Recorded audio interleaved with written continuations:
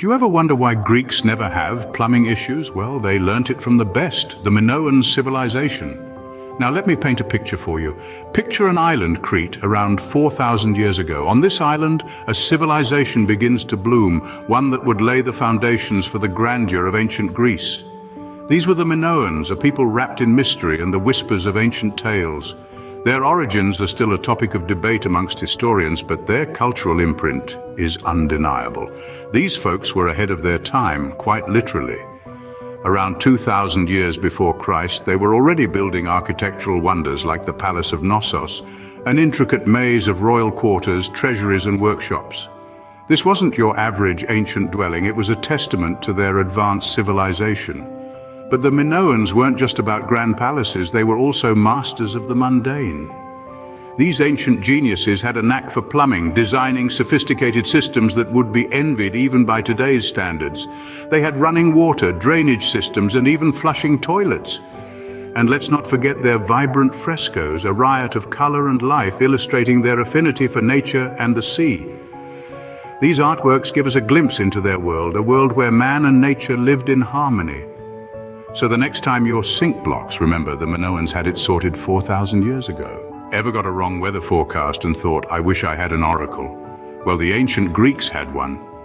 Today we're going to chat about the Oracle of Delphi, a revered spiritual site dating back to at least the 8th century BCE. Picture this, a place so sacred it was considered the center of the world, the umbilicus of the earth, if you will. Now, the oracle wasn't just a hotline to the gods for weather updates. It was a guide for life-altering decisions. Kings and commoners alike would trek miles to seek the oracle's wisdom. One such seeker was King Croesus of Lydia, who was told that a great empire would fall if he waged war against Cyrus the Great. Misinterpreting the prophecy, Croesus attacked, only for his own empire to crumble. Talk about a divine twist! The oracle's influence didn't wane for centuries. Its prophecies shaped destinies and decisions well into the 4th century CE.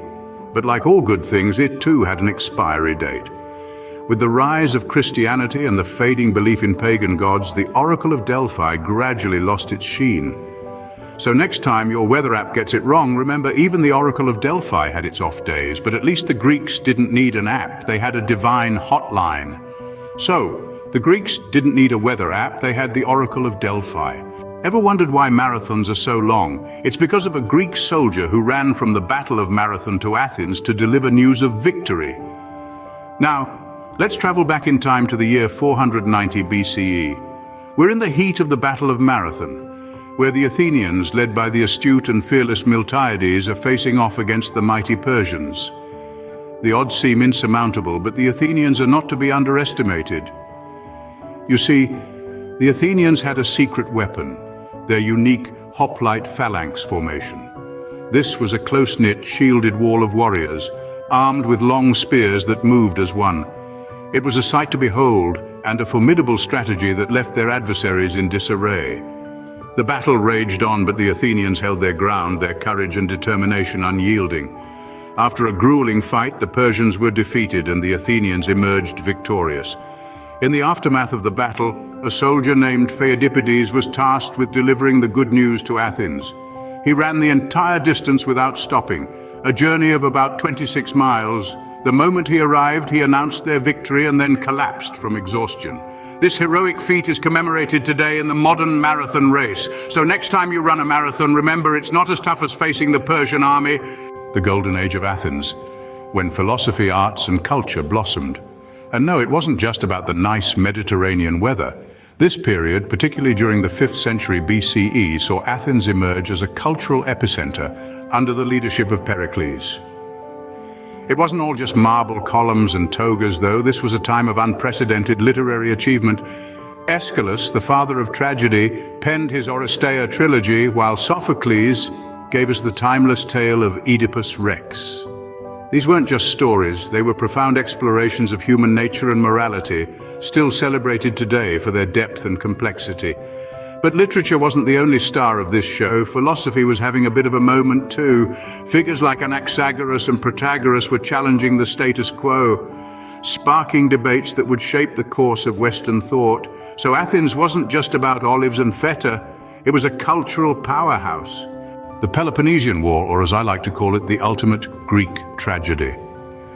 Picture this: two of the most formidable powers of ancient Greece, Athens and Sparta, embroiled in a war that would last for 27 years, from 431 to 404 BCE. So what sparked this fiery feud? Well, it was a cocktail of political tension, territorial disputes, and good old-fashioned jealousy. As the war rumbled on, it became a seesaw of victories and defeats. Lesser-known battles like the Battle of Pylos and the Sicilian expedition played pivotal roles. But the war took a toll, not just on the battlefield, but in the heart of Greek society. The aftermath saw a significant decline in Athens' power, a ripple effect that would change the course of history. So, the Peloponnesian War, a Greek tragedy that even Sophocles couldn't have written better. Before Instagram influencers, we had Alexander the Great influencing cultures from Greece to India.